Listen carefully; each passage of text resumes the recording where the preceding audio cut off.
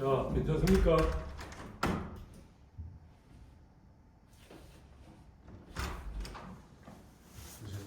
바로 1분 뒤에 시작하겠습니다. 예. 네.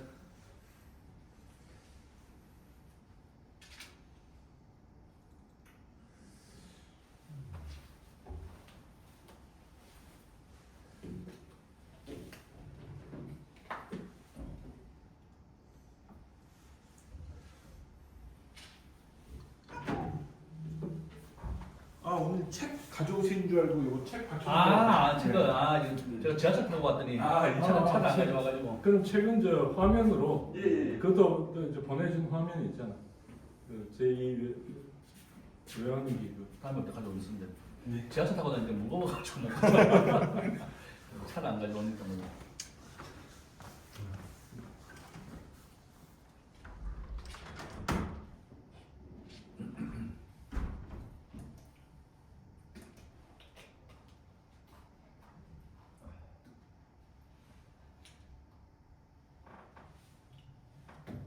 예.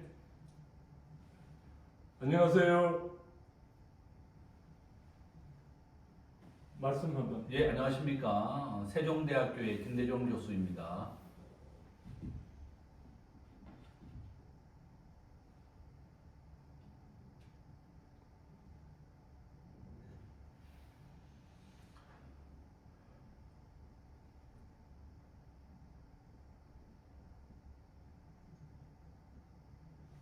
마이크를 이거를 예, 알겠습니다. 예.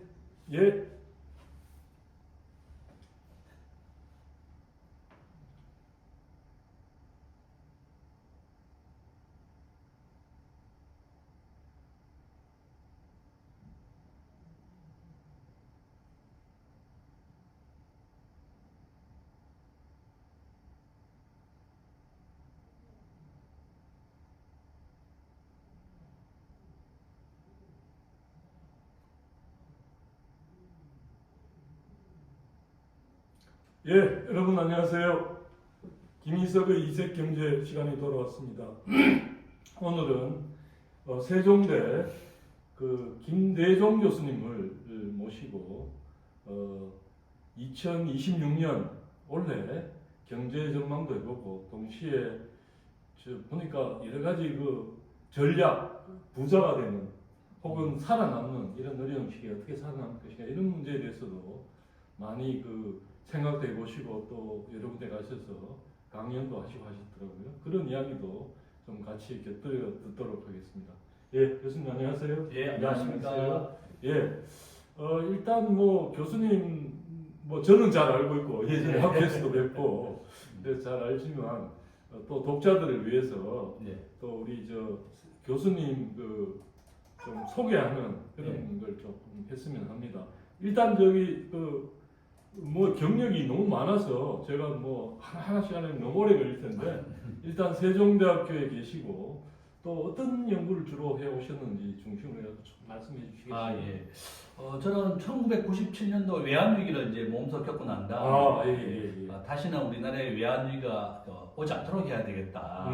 그래서 제가 이제 외환 보유고라든지 환율이 왜 상승하는지 이런 대한 연구를 많이 했습니다. 그래서 지난 20년 동안 계속 우리가 외환 보유고를 비축을 확대하고 위기에 대비해야 된다는 얘기를 했는데 정부가 잘 귀담아 듣지 않아서 이번에 외환 위기 다시 오는가라는 책을 직접 펴내고 이렇게 좀 환율의 상승에 대해서 대비하자는 직접 제가 이제 책을 펴내서 얘기를 하고 있습니다.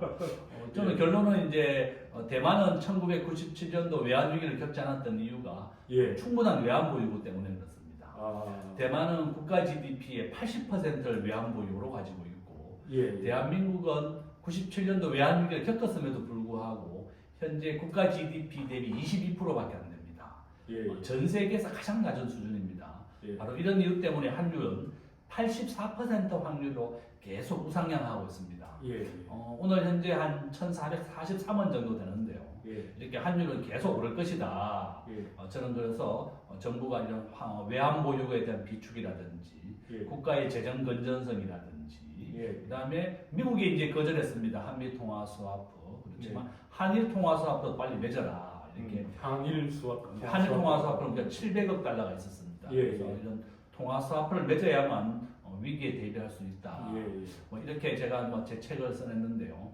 한번 보시고 이거 제가 전자책 5,000원입니다. 그래서 많은 국민들이 좀 보게 하는 게 제 목표이기 때문에 5,000원이고 제목 한 번 더 이렇게 지금 뜨네요. 예. 제2 IMF 외환위기 다시 오는가? 그리고 뭐 요점은 외환위기 오는 가능성은 30%라고 제가 써놨습니다. 정부가 대비하지 않으면 30% 확률로 외환위기 오기 때문에 우리 개인들은 달러 자산의 기반에 대비해라. 뭐 결론은 미국의 1등 주식 엔비디아를 사는 게 제일 좋은 방법이다. 제가 이렇게 써놨습니다. 하여튼 조금 이따 조금 더 자세히 들어보기로 하고, 그러니까 지금 이제 지금 하신 말씀을 조금 추려보면 일단 외환위기가 굉장히 큰 어떤 그 충격으로 왔던 것 같아요. 1997년 말에 있었던 일이죠. 맞습니다. 그때 기억이 좀 나시나요? 그 당시? 저는 뭐 그 당시에 제가 현대 정권에 다니고 있었기 때문에 우리나라 기업의 절반이 무너졌습니다. 절반이 다 우리나라가 알고 있는 여러분들이 알고 있는 대기업 기아 자동차라든지 대우그룹이 세계 3위였거든요. 대우그룹이 무너졌습니다. 대우그룹이 무너지게 되니까 관련된 계열사 100개 다 공중분해가 되었고 우리가 알고 있는 은행 절반이 무너졌습니다. 외환은행이 이제 하나은행에 합병이 되었고 장기신용은행 기업에게 대출을 전문으로 해주고 기업 전문은행인 장기신용은행이 월급도 최고로 많이 줬고 가장 좋은 은행인데 국회 바로 앞에 있었거든요. 그 은행이 무너졌습니다.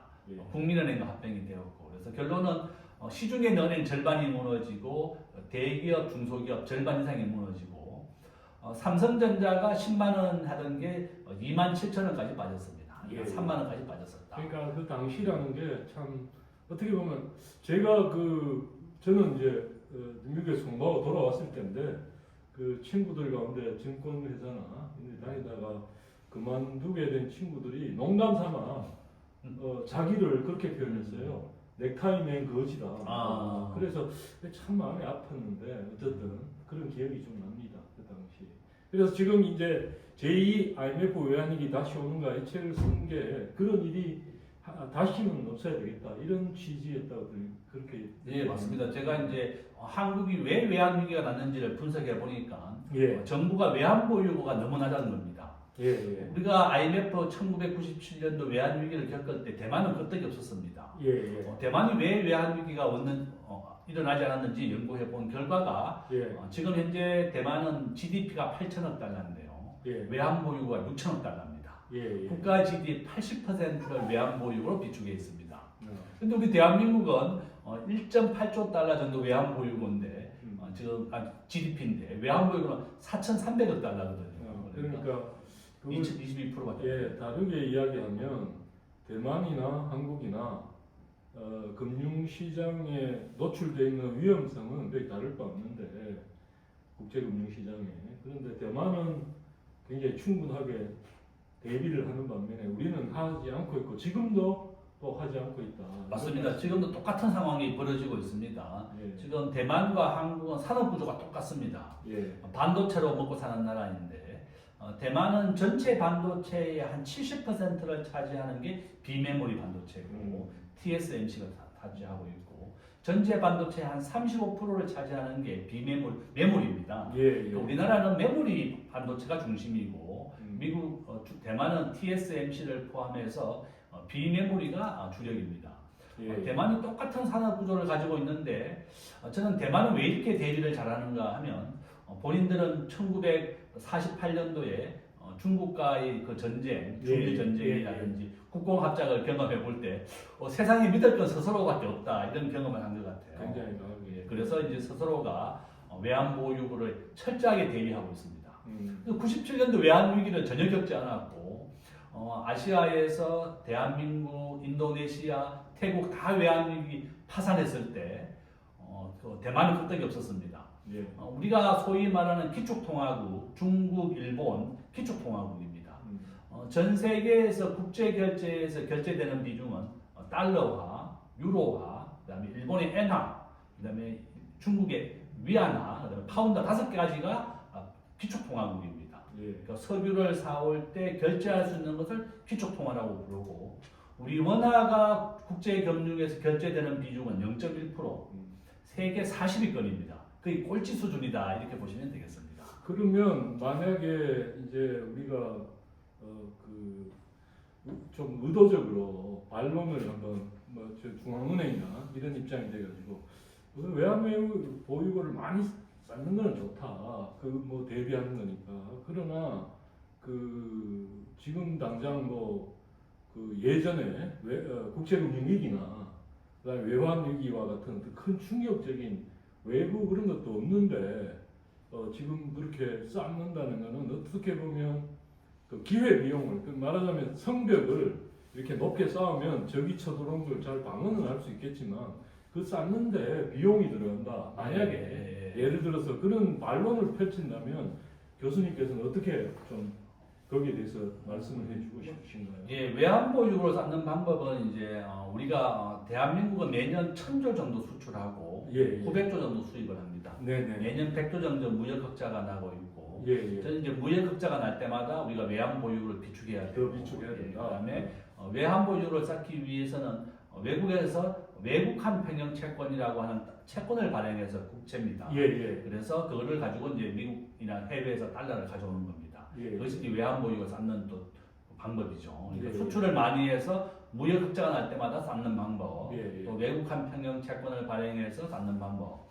근데 이제 저는 나라가 파산했을 때 1997년도 저는 이제 직접 몸소 겪었기 때문에 그걸 경험해 본다 그러면 이 채권 이자로 인해서 발생되는 비용이라든지 이런 것은 IMF 위기하고는 비교할 수가 없을 정도다. IMF 외환 위기라고 하는 것은 반복되어 일어납니다. 현재 아르헨티나가 10번째 국가가 파산했고요. 현재 2026년 1월 달에 10개 나라가 IMF 구제 금융을 받고 있습니다.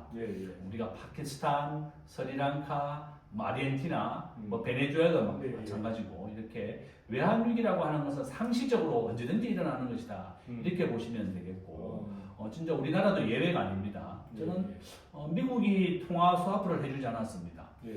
과거에 우리는 한미 통화 스와프 600억 달러, 한일 통화 스와프 700억 달러가 있었습니다. 저는 미국이 한국에 대해서 2천억 달러를 직접 투자하라고 요구했음에도 불구하고 통화 스와프를 해주지 않은 것은 진짜 한국이 미국 말을 잘 안 듣는다 그러면 국가 신용등급 한 2단계만 떨어뜨리면 이제 우리나라 바로 파산하는 겁니다. 그래서 실은 보기에는 특별한 일이 없어 보일지라도 미국이 예컨대 지금 말씀하신 것처럼 언제든지 신용등급을 낮춘다든가 한국이 말을 잘 안 듣는다 싶으면 그런 조치를 취하는 순간 당장 흔들 수 있는 그런 취약한 구조다. 맞습니다. 그래서 그런 특별한 일이 일어나지 않는다고 해갖고 지금 당장 그런 일이 날 가능성이 적다고 했고 외환 보유고를 쌓는 일을 게을리해서는 안 된다. 맞습니다. 이런 말씀을 하시는 것 같고. 우리가 이제 환율이 가장 좋은 신호입니다. 외환 위기에 가장 좋은 신호는 환율이다. 우리가 주가에 영향을 주는 요소라든지 환율에 영향을 주는 요소는 수백 가지 요소가 있는데 국가 부채율이라든지 물가 인상률이라든지 수십 가지 요인으로 인해서 주가가 오르고 환율이 오르는 것도 마찬가지입니다. 환율이 1,500원 가까이 올랐다고 하는 것은 그만큼 대한민국의 기초 체력이 약하다는 것을 보여주는 것이고 한국의 직업 인력이라든지 국가 부채율이라든지 또 원화의 경쟁력 수십 가지 요소가 반영된 겁니다. 그래서 저는 환율이 최근에 1,480원까지 올라갔다가 정부가 큰일 났다 이래서 막 정권사 금융기관도 막 동원하고 국민연금까지 이렇게 도와줘서 이렇게 좀 낮췄습니다. 오늘 현재 1,443원 정도 되는데요. 베네수엘라에 대한 이렇게 전쟁, 작은 전쟁이 있었고 이런 요소가 또 반영이 된 것 같습니다. 대한민국은 잘 아시다시피 무역 의존도가 75%입니다. 세계에서 두 번째로 높습니다. 수출과 수입이 GDP에 차지하는 비중을 우리가 무역 의존도라고 부르는데요. 세계에서 두 번째로 높습니다. 독일이 세계 1등입니다. 무역 의존도 80%. 지금 독일 경제 성장이 마이너스로 돌아섰습니다. 중국에 대한 의존도가 너무 높다가 이제 중국이 적자가 되면서 돌아섰고 결론은 우리가 독일, 프랑스는 기축통화국이기 때문에 외환위기 날 일이 없습니다. 그렇지만 우리나라는 원화를 쓰고 있고 원화는 세계 40위권 정도 되는 바닥이다. 거의 누구도 원화를 받아주지 않는다는 겁니다. 일본은 미국과 함께 통화 수화부가 무한대로 체결되어 있습니다. 또 엔화는 국제 결제에서 결제되는 비중이 순위가 한 5위 정도 됩니다. 바로 이런 이유 때문에 일본은 외환위기 날 일이 없지만 우리 대한민국은 그 정도로 취약하다 이렇게 말씀을 드립니다. 그러니까 그런 부분도 있고 또 최근에 사실은 우리가 그 무역 수지가 굉장히 뭐 사상 최고를 기록하기도 하고 그랬는데 그럼에도 불구하고 무역 수지가 괜찮다는 건 달러를 벌어 들어오는 게 기업들이 많다는 이야기입니다. 수입해 오는 것보다. 그럼에도 불구하고 그러면 달러가 넘쳐야 되는데 사실은 기업들이 국내에 들어오지 않는다고 대통령실에서 저번에 수출 대표적인 수출 기업들 불러가고 좀 갖고 와라 한 차에 기대하지 말고 뭐 이런 얘기도 하고 그랬어요. 그 이야기는 그러니까 기업들이 벌어들인 달러를 국내로 가져와서 투자를 하거나 뭐 다른 걸 하거나 한 원화를 사거나 이런 일들이 바꾸거나 하는 게 별로 없다는 이야기 같이 들려요. 예, 맞습니다. 지금 뭐 수출 기업들도 그렇습니다. 수출을 하게 되면 대금을 원화로 바꾼다 그러면 달러가 넘치기 때문에 환율이 안정될 텐데 기업들도 저하고 똑같은 생각을 가지고 있는 것 같습니다. 원달러 환율 자체가 84% 환율로 계속 우상향한다. 우상향 올라갈 거다. 달러는 저는 우리 학자들이나 전문가들은 2026년도 환율 1,550원 지금 예상하고 있습니다. 1,550원까지. 예, 그래서 저는 아마 이런 성장 추세가 계속 이어진다 그러면 1,600원도 갈 것이다 이렇게 보고 있습니다.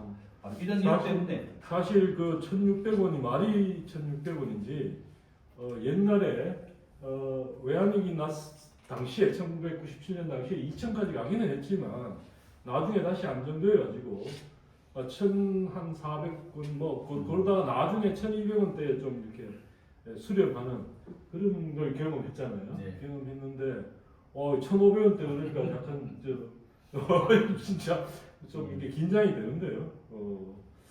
아무튼 이제 고환율이 사실은 굉장히 그 수입 물가를 바로 올리고 이게 또 그 서민들의 더 힘들게 하는 그런 요소가 유가가 안정되고 있는데도 불구하고 우리나라 유가 지금 석유 휘발유 값이 계속 오르고 하는 게 결국은 이 환율 때문인데 이게 좀 안정이 되는 것도 중요한 당면 과제인 것 같습니다. 그리고 또 다른 걸로 넘어가서 교수님이 또 아까 소개하실 때 최강 교수님 제자 이렇게 하셨는데 최강 교수님이 또 대표적인 재정학자 아니십니까?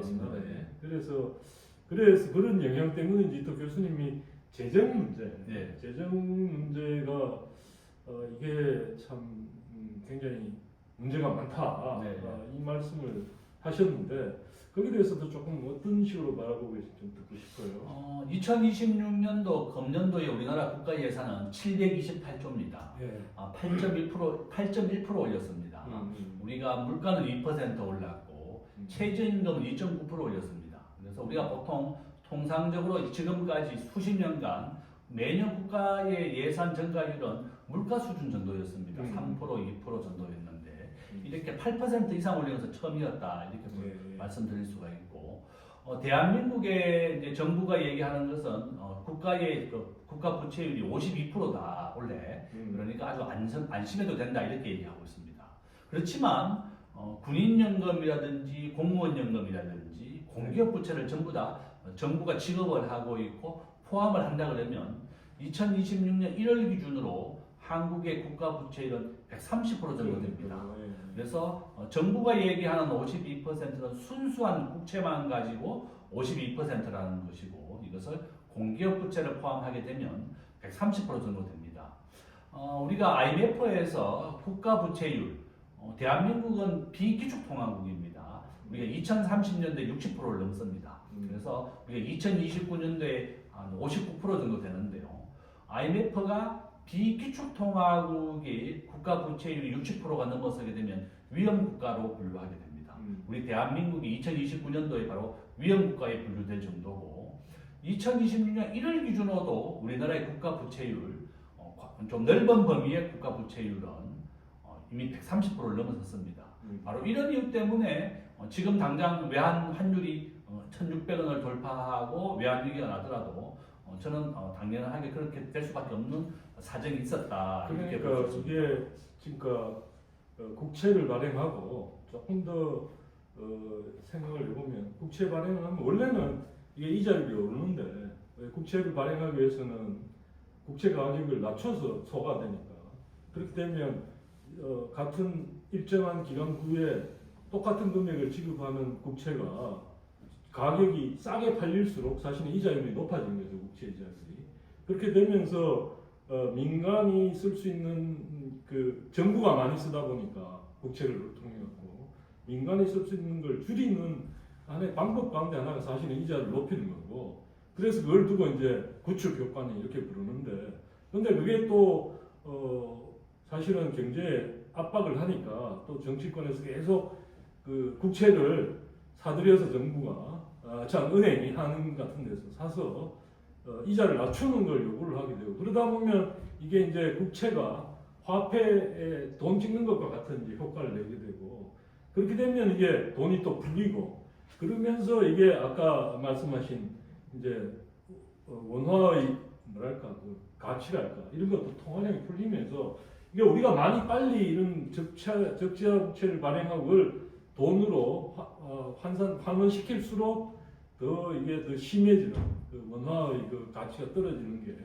그런 가능성이 좀 이 안에도 작동하는 것 같습니다. 그래서 이게 그러니까 이 통화 증가랑 국채 발행이 같이 간다고 보시는 거죠, 결국. 그렇죠. 2026년, 2025년입니다. 우리 대한민국의 통화량이 증가, 돈을 많이 발행했습니다. 우리가 추경, 예. 이재명 정부가 집권한 이후에 추경을 한 40조 원 정도 했습니다. 그러니까 40조 원 정도 돈이 풀렸다는 의미이고, 또한 2026년도에 예산 증가율이 저는 한 2, 3% 정도 했으면 적정하다 이렇게 생각했지만 네. 8.1%나 예산을 증가하고 정부가 계속 돈을 풀고 있습니다. 그러니까 그때 안 그래도 저희도 이제 유튜브 이걸 하면서 그 정부 예산 그 나왔을 때 그때 그 법정 기한 내에 통과됐다 그것만 이렇게 강조가 되고 이게 보통 이제 성장률하고 같이 이제 비슷하게 이제 경상적인 거는 물가 상승률하고 이렇게 같이 해서 그렇게 이렇게 붙이면 큰 무리 없이 이제 예산이 되는 건데 이건 뭐 상식적인 건데 그런 부분은 별로 언급이 안 돼서 안타깝다. 뭐 이게 그래서 그런 부분은 야당이라도 좀 센 목소리를 내줬으면 좋겠는데 그런 얘기를 했었어요. 했었는데 안타깝게도 뭐 그런 이야기 별로 없더라고요. 어쨌든 뭐 그래서 안 그래도 여기에 대해서는 이제 방금 60% 되면 위험 국가로 분류가 되고 그렇게 되면 바로 그 말하자면 국제 자본시장이 그 트집을 잡아가지고 또 뭐 할인하고 뭐 난리가 나지 않겠습니까? 맞습니다. 예. 그래서 사실 얼마 전인데 맥킨지 보고서인가요? 예, 거기서 한국을 개구리 참 뜨거운 물에 들어가면 금방 개구리가 튀어나오는데 이 찬물에 있는 걸 서서히 이렇게 온도를 올리면 개구리가 튀어나가지 않고 거기서 그냥 쌈 깨어가지고 죽는다고 그런 개구리에 비유를 했어요. 맞습니다. 그게 사실 굉장히 뼈아픈 그 비유인데 그게 결국은 재정 문제 이런데 너무 둔감하다는 얘기 아닐까요? 맞습니다. 그래서 저는 이제 항상 건전한 재정을 우리가 해야 되는 이유가 항상 물가 수준 정도로만 해라. 물가가 2% 3%밖에 안 올랐는데 8% 올리는 이유는 정부가 이렇게 재정을 확대하는 이유는 복지비 위한 지출을 계속 늘리기 때문에 그렇습니다. 프랑스가 현재 113%의 국가 부채율을 가지고 있는데 지금 프랑스 국민들 시위하고 있습니다. 그러니까 복지비를 좀 줄이겠다고 하니까 절대 줄일 수 없다 이렇게 해서 시위를 벌이고 있습니다. 한번 복지비를 줬다가 뺏을 수는 없습니다. 그래서 복지비는 우리나라 국가예산 728조 중에 약 한 33% 정도 됩니다. 항상 국가예산의 3분의 1은 복지비, 10%는 국방비로 나간다 이렇게 보시면 되겠는데 우리나라가 이제 복지 재정을 계속 확대하다 보니까 이렇게 확대 재정을 했다고 저는 보고 있고 저는 이것보다도 우리나라의 지금 현재 대학생 취업률이 45%밖에 안 됩니다. 바로 이렇게 외국인들이 우리나라에 투자로 들어오는 것보다 유출이 2배나 많습니다. 바로 이런 이유 때문에 지금 대학을 졸업하고 절반도 취업을 못하고 있습니다. 그래서 저는 건전한 재정을 유지하는 것이 바로 이렇게 중요하다. 우리 워낙 경쟁력이 워낙 없는 40위권이기 때문에 우리가 재정을 건전하게 유지하는 것이 국가 생존에 가장 중요한 요소다 이렇게 말씀을 드립니다. 그러니까 사람들은 국가 생존의 요소로까지는 생각을 못 하고 있는데, 그러니까 그게 일종의 말하자면 그 국민도 그렇고 정치권도 이거의 위험성이랄까 이걸 제대로 인식을 못 한다는 이야기 같습니다. 근데 그게 결국은 뭐 똑같은 이야기입니다만은 국내에 투자가 그러니까 말하자면 제대로 일어나지 않고 자꾸 해외를 기웃거리고 그 다음에 뭐 말은 뭐 투자 뭐 불러가지고 하라 그럴 때 하겠습니다 그러지만 실제 투자는 주저하고 이렇게 되는 이유가 다 있지 않겠습니까? 네 맞습니다. 지금 현재 우리나라 2026년 3월부터 노란봉투법이 시행이 됩니다. 여기다가 우리나라 법인세 올렸습니다. 26%입니다. 전 세계 평균 법인세는 21%거든요. 한국의 경쟁국인 싱가포르는 법인세가 17%고 아일랜드는 12%입니다.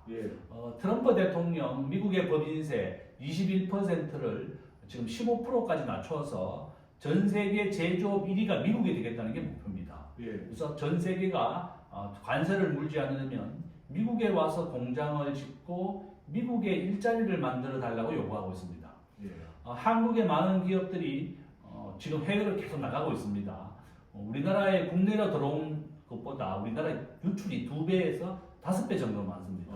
그래서 우리 자녀들이 취업률이 45%밖에 안 됩니다. 그러니까 45%라는 게 단순히 그 뭐 정기적으로 뽑던 걸 대기업이 요새 뭐 수시로 뽑는 걸로 바꾸고 좀 그런 영향이 있다고들 하지만 그 다음에 또 이제 그 한번 뽑아놓으면 또 회고하기 어렵다 이런 측면도 있지만 오히려 가장 큰 요인은 국내에 투자하는 것보다 해외로 나가버리고 들어오는 거는 별로 없고 이게 오히려 그게 너무 큰 차이가 나는 데서 그러니까 결국은 일자리란 게 결국 투자가 돼야 일자리가 생긴다는 이야기겠네요. 그렇습니다. 그래서 정부가 정말 기업하기 좋은 환경을 만들어줘야 됩니다. 정부가 말로만 이제 기업하기 좋은 환경을 만들겠다고 하는데 현재 우리나라는 우버가 금지된 나라입니다. 뭐 우버는 자기 집에 있는 자가용을 가지고 택시 영업을 하는데 한국은 금지되어 있습니다. 뭐 타다라든지 신산업이 다 금지되어 있습니다. 그러니까 우리나라의 많은 기업들이 오히려 미국이라든지 뭐 해외로 공장을 옮기고 있고 신산업이 일어나지 않고 있습니다. 호주는 아주 특이하게도 우버를 허용했는데요. 전 세계가 모든 택시기사들이 다 반대했습니다. 호주는 어떻게 해결했는가 하면 우버가 벌어들인 돈의 10%를 택시 산업에 기부를 하는 겁니다. 그러면 신산업과 구산업이 함께 성장하겠다. 이것이 바로 호주의 우버 전략입니다. 그래서 저는 아마 한국에도 우버만 허용해도 한 30만 개 이상의 일자리가 생길 것이다 이렇게 보고 있거든요. 그러니까 정부가 청년들의 일자리 만들어준다고 계속 말로만 하지 말고 이런 신산업을 허용해라. 뭐 우버라든지 에어비앤비라든지 에어비앤비는 자기 집에 있는 빈방을 빌려주는 것을 에어비앤비라고 부르고 우버는 자기 집에 있는 자가용을 택시 영업을 하는 게 우버입니다. 그래서 미국은 국민의 생명과 안전을 해치는 것이 아니면 모두 원천적으로 허용을 하는 네거티브 제도고 대한민국은 파지티브 제도입니다. 대한민국은 정부가 허락을 해야만 신산업을 할 수 있습니다. 그래서 우리가 이런 파지티브 제도에서 네거티브 제도로 빨리 바꿔야 된다 이렇게 말씀을 드립니다. 아무튼 지금 뭐 정부도 나름대로 뭐 환율 문제도 신경을 쓰지 않을 수 없는 상황이고 또 이게 지금 현재 또 관세 협상 또 그걸 또 지키느라고 또 매년 한 200억 달러인가요? 네 맞습니다. 만들어서 해야 되고 이런 상황인데 정부들 뭐 기업을 빨리 활성화되고 뭐가 잘 되고 싶은 욕심은 있겠지만 근데 이게 예를 들어서 노동하고 자본의 관계를 어떤 사람들은 이윤이라는 걸 갖다 예를 들어서 이거는 노동자한테 가야 될 걸 뺏어야 이윤이 생긴다 이렇게 생각하는 사람들은 되도록이면 노동자한테 또 유리한 여러 가지 이걸 해주면 노동자가 잘 살 수 있다 이렇게 생각하지만 반대로 그 이윤이라는 게 그런 게 아니라 소비자들한테 이렇게 필요한 걸 잘 다른 사람보다 잘 공급해주면 거기서 이윤이 난다 이렇게 생각하는 사람들은 오히려 이윤이 나는 걸 나쁘게 보지 않을 텐데 교수님 어떻게 보십니까? 저도 당연히 찬성입니다. 우리가 정부가 너무 이렇게 말씀하신 것처럼 재정을 확대하게 되면 구축 효과, 예. 정부가 민간의 영역을 침범하게 되는 것도 우리가 구축 효과라고 부르고, 뭐 축구하면 이제 발로 뻥 차듯이 이제 그게 이제 구축 효과입니다. 그래서 민간 시장을 위축시킨다 이래서 이제 우리가 구축 효과라고 부르는데, 그래서 최소한으로 이제 우리 학회라든지 우리 학자들은 정부가 최소한의 개입을 하고 민간 경제를 우대해야 된다고 얘기하고 있죠. 이재명 대통령도 이야기했습니다. 일자리의 90%는 민간 기업이 만든다 이렇게 얘기했습니다. 기업이 만든 일자리가 장기적이고 좋은 일자리입니다. 정부가 만드는 일자리는 단기적이고 짧은 기간이다. 그래서 저는 항상 민간 경제를 더 우대하고 민간 기업 위주로 우리가 경제 정책을 펼쳐야 된다고 보고 있거든요. 예. 그래서 저는 아일랜드가 지금 현재 법인세가 12%입니다. 전 세계에서 가장 낮은 나라입니다. 아일랜드도 과거에 법인세가 50%까지 됐었는데 지금 아일랜드는 유럽에 있는 본부, 애플, 아마존, 마이크로소프트 본사가 전부 다 아일랜드에 본사가 있습니다. 본사를 유치하게 되면 수많은 일자리가 생기는 것이고 아일랜드 전체 국민의 20%는 이미 다국적 기업에 근무하고 있습니다. 그래서 저는 많은 우리 대한민국도 법인세를 세계 평균이 21%입니다. 세계 평균으로 좀 낮춘다 그러면 더 많은 기업들이 한국에 와서 일자리를 만들 것이다. 정부는 지금 재정의 확대를 해야 되고 돈이 필요하니까 법인세를 반대로 올려버렸습니다. 그러니까 거꾸로 정책입니다 지금. 그래서 저는 지금 세계 평균 정도로 법인세를 낮추는 게 세계적인 추세고, 우리의 경쟁국이라고 하는 싱가포르는 정권 거래세를 제외하고 모든 세금이 없습니다. 배당세도 없고요, 주식 양도세도 없고, 그 다음에 상속세도 0원입니다. 그러니까 한국의 많은 부자들이 천억대 부자들이 싱가포르나 캐나다로 옮긴다고 합니다. 1년에 1000명씩. 1년에 1000명씩. 왜 그런가 하면 우리가 자본이득세라고 해서 한국에서 해외 이주를 하게 되는 한 26% 세금을 내는데요. 우리나라의 최고의 상속세는 60%입니다. 60% 세금 내는 것보다는 이렇게 해외 자본이득세 26% 내고 싱가포르로 가는 게 훨씬 유리하다는 겁니다. 60% 세금을 내지 않기 때문에 그렇다는 거죠. 그러니까 싱가포르는 상속세를 0원으로 만들고 아시아에 있는 금융본부 80%를 유치했습니다. 맞습니다. 이와 같이 이제 우리가 한국이 동북아 금융허브를 만들겠다고 말만 했지만 싱가포르 같이 이런 세금도 낮춰주지 못했고, 싱가포르는 인구가 한 500만 명 정도밖에 안 되는 도시국가의 역할을 하고 있는데요. 이와 같이 전 세계에 많은 기업들을 불러들이고 있습니다. 제가 보니까 아일랜드가 한 500만 명 인구가, 그다음에 싱가포르가 한 200만 명입니다. 그러니까 싱가포르는 도시국가이지만 그러니까 세금을 낮추고 상속세도 없애면서 아시아에 있는 금융본부 80%를 다 유치했습니다. 한국에 있던 것들도 다 이제 싱가포르로 갔을 겁니다. 저는 정말로 정부가 세금을 낮추고 기업하기 좋은 나라를 만들어주는 게 절대적으로 필요하다. 이렇게 사실 말씀을 아일랜드 같은 경우도 재밌는 게 영국의 소득을 추월했지 않습니까? 맞습니다. 1인당 소득이. 그러다 보니까 사실 아일랜드는 영국 식민지를 정했잖아요. 그러니까 너무나도 그 아일랜드 사람들이 속 시원했다는 그런 이야기들. 그렇겠죠.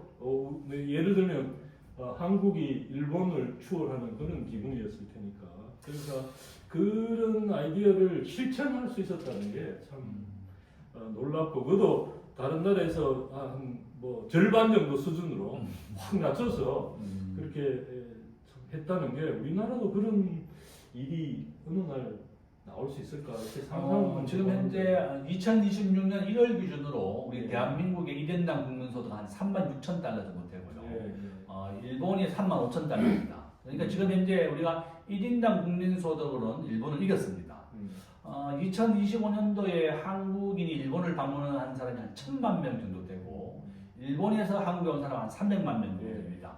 아니 그러니까 제가 드리는 말씀은, 그러니까 아일랜드처럼 법인세를 확 반으로 깎아가지고 어떤 아시아의 금융허브니 이런 이야기들이 실제로 실현될 수 있는 어떤 그런 정치적으로 그런 것들이 가능할까 이런 걸 한번 상상해 보는 거죠. 저는 아마 뭐 정부가 아일랜드도 법인세가 50%에서 매년 5%씩 맞췄거든요. 예, 저는 예.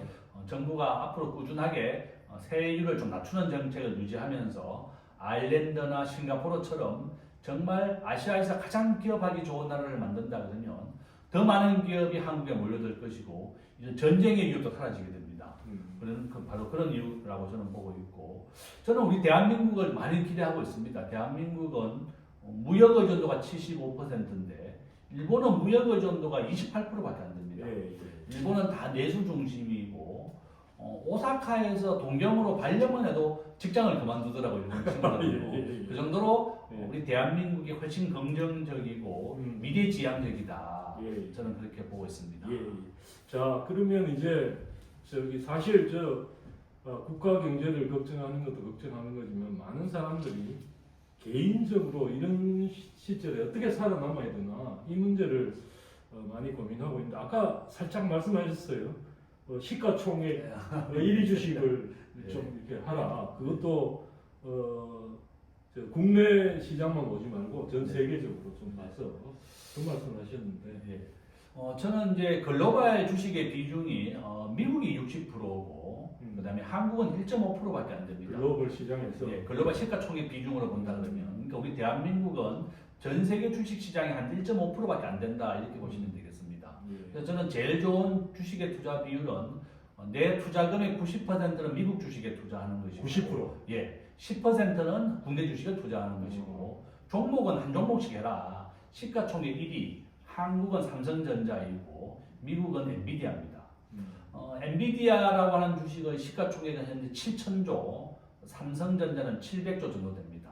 이게 10배 정도 큰 게 바로 엔비디아다 이렇게 보시면 되겠고, 시가총액 1등이라고 하는 것은 기술력이라든지 특허력이라든지 엔비디아도 매년 150조 정도의 돈을 벌어오고 있고, 삼성전자는 작년에 마지막 분기에 20조를 벌어왔습니다. 그러면 우리가 4분기를 곱한다 그러면 80조를 돈을 벌어오는 겁니다. 이와 같이 우리가 시가총액 1위 기업은 기술력이나 현금이나 가장 우수한 인재들이 모여들기 때문에 또 많은 현금을 통해서 많은 기업들 M&A를 하게 됩니다. 바로 이런 이유 때문에 시가총액 1위 기업이 안전하다는 겁니다. 2025년, 2024년 대한민국에 60개의 기업이 부도가 났습니다. 한국에는 3,000개의 기업이 상장되어 있고 지금 시가총액은 한 3,000조 정도 됩니다. 그런데 삼성전자가 700조가 넘으니까 얼마나 더 높은 비중을 차지하는지 우리가 알 수가 있습니다. 그래서 결론은 우리가 주식을 투자할 때 아무 종목이나 해서는 안 되고 시가총액 1위를 투자하는 것이 안전하다는 것이고 또 성장률도 훨씬 높다는 겁니다. 제가 이제 2018년도에 이 기사를 보고 깜짝 놀랐습니다. 서울의 어떤 교수님이 자기 월급의 4분의 1을 무조건 시가총액 1등에 투자하겠다. 직장인이 돈을 버는 방법은 주식 투자밖에 없다. 이렇게 얘기하면서 본인 급여 월급 받는 날 무조건 한국의 시가총액 1등을 투자하는 겁니다. 시가총액 1등이 바뀌면 전 종목을 다 팔아가지고 그걸 바꾸는 겁니다. 그래서 이분이 1970년부터 주식 투자를 했더니 은퇴할 때쯤 되니까 자기 자산이 1조까지 늘어났다는 겁니다. 1조? 1조라고 합니다. 정말 월급장이가 1조를 벌 수 있는 방법은 시가총액 1등을 투자하는 것이다. 그래서 한국에 있는 분인데요? 예, 한국에 있는 분인데요. 그러니까 참 놀랍네요. 저도 이제 그걸 실천하고 있습니다. 그래서 저는 이제 범위를 좀 넓혀서 미국의 시가총액 1등을 사고, 그다음에 한국은 한 10% 정도만 투자하자. 9대1 정도로 비율로 투자하자는 겁니다. 그래서 미국에서는 현재 작년에 마이크로소프트, 애플, 엔비디아가 1등을 하다가 작년 6월 달부터는 엔비디아가 시가총액 1등이 됐습니다. 저는 엔비디아를 투자하라는 게 아니라 한국의 시가총액 1등, 미국의 시가총액 1등을 하라는 겁니다. 그럼 환율이 올라도 미국 주식은 전부 다 달러 베이스로 재산이 결정이 되는 겁니다. 환율이 만약에 1,500을 넘어선다 그러면 내 자산이 환율이 오르는 것만큼 같이 올라가게 되는 겁니다. 그래서 주식의 시가총액 1등을 하는 것이 가장 좋다. 최근에 삼성전자가 올랐습니다. 직장인들은 뭐 제 얘기를 믿어보시고 앞으로 이제 월급 받으면 월급의 4분의 1 중에 주식에 투자한다 하시고 그의 90%는 엔비디아, 예. 10%는 삼성전자를 하시면 저는 자기 은퇴할 때쯤 되면 1조 부자가 될 것이다. 이렇게 생각하고 있습니다. 굉장히 아무튼 뭐 굉장히 그 대담한 그 제안을 해주셨습니다. 왜냐하면 이게 많은 경제학자들 주저주저해요. 그런 제안을. 왜 그러냐면 그 이야기를 아세요? 그 LA인가 거기에서 경제학자들이 이카노미스트라고 불리는 사람들이 포천 텔러 그러니까 저 점쟁이들한테 네. 고소를 당했는데 이유가 포천 텔러들 아니 미래를 예측하는 건 우리들의 일인데 경제학자들이 자기들이 뭐라고 그 저 리그레션 좀 돌려가지고 주식 이거 사라 저거 사라 했다고 그런 농담이 있습니다. 농담이 있는데 아무튼 그 어쨌든 그 제안은 지금 이제 1위 기업이 시총 1위라는 거는 지금 말씀이 그러니까 기술력, 그다음 자금 여러 가지 그다음에 시장에서 현재 그 벌어들이는 것 이런 것들이 가장 좋은 평가를 받고 있는 기업이다. 그래서 그게 어쩌면 하나의 그 안전한 그렇기 때문에 아마도 그 신생 기업 잘 알려지지 않았다 갑자기 굉장히 유명해진 그런 것에 비해서는 뭐랄까 수익률이 떨어질 수도 있지만 그러나 가장 안전하면서도 확실하게 자산을 불리는 방법이다 이렇게 말씀하는 예, 맞습니다. 네. 전 세계에서 주식을 가장 잘 투자하시는 분이 워렌 버핏인데요. 네. 워렌 버핏은 자기 자산의 50%가 애플 주식입니다. 애플은 지난 한 10년 정도 시가총액 1위 정도 했었거든요. 예. 그러니까 이제 워렌 버핏이 하는 얘기는 그거죠. 내가 10년 동안 가지고 있을 종목만 투자한다. 이렇게 하면서 애플과 코카콜라, 아메리칸 익스프레스 카드, 비자 카드 뭐 이렇게 몇몇 종목을 가지고 있거든요. 그래서 저는 워렌 버핏보다 우리가 더 수익률이 좋을 수도 있습니다. 시가총액 1등 종목이다. 그래서 저는 우리가 청약 통장과 함께 주식의 1등 종목을 투자하는 것이 가장 빠르고 제가 이제 또 추가로 또 말씀을 드린다 그러면 우리나라에서 가장 빨리 부자 되는 방법 청약 통장 가입입니다. 지금 뭐 최근에 경쟁률이 300대 1, 500대 1이라고 해서 해약하는 사람들이 많은데 절대로 해약해서는 안 됩니다. 우리가 청약 통장은 자기가 가입한 은행에서 예금 금액의 95%를 빌려줍니다. 절대로 해약하지 마시고 돈이 필요하다 그러면 청약 통장을 담보로 잡으면 대출 받으면 되겠고 저는 청약 통장의 한 개의 가치가 한 10억 정도 된다고 봅니다. 청약 통장 지금 한강 이남에 계속 분양이 이루어집니다.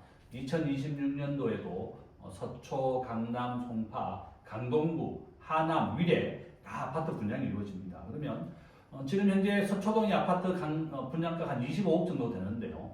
당첨되면 동시에 30억 남습니다. 한국에서 가장 빨리 부자가 되는 방법은 아파트 청약 당첨입니다. 그렇군요. 예, 거기에다가 전체 물량의 50%는 점수로 계산해서 분양을 하고 나머지 50%는 추첨입니다. 그래서 기회가 된다면 무조건 계속 청약을 해야 되는 겁니다. 그래서 300만 원 이상만 되면 우리가 청약할 자격이 있다. 그래서 또한 아파트 청약 통장은 15세부터 인정이 됩니다. 그래서 우리 자녀가 태어났다 한 살이 되게 만들어 주세요. 2만 원짜리 한다. 그러다가 이제 15세가 되면 인정이 되기 때문에 우리가 부자로 만들어 주기 위해서는 부모님이 잘 가르쳐 줘야 된다 이렇게 말씀을 드립니다.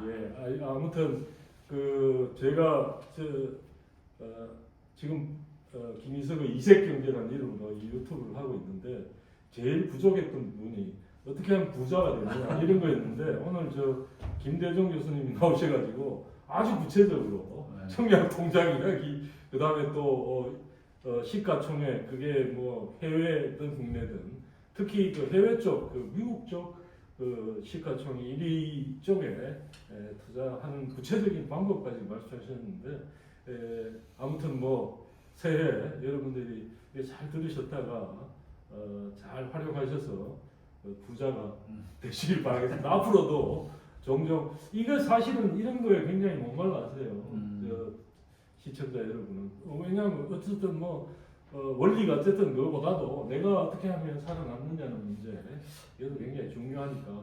저도 하나 더 말씀드리면 다니고 있는 직장에서 1등이 되십시오. 자기 다니는 직장에서 직장을 다니면서 또 또 가급적이면 석사나 박사까지 공부하는 것도 좋고. 예. 제가 아시는 분들이 이제 직장을 다니면 석사 박사가 됐는데 다 대표이사가 됐습니다.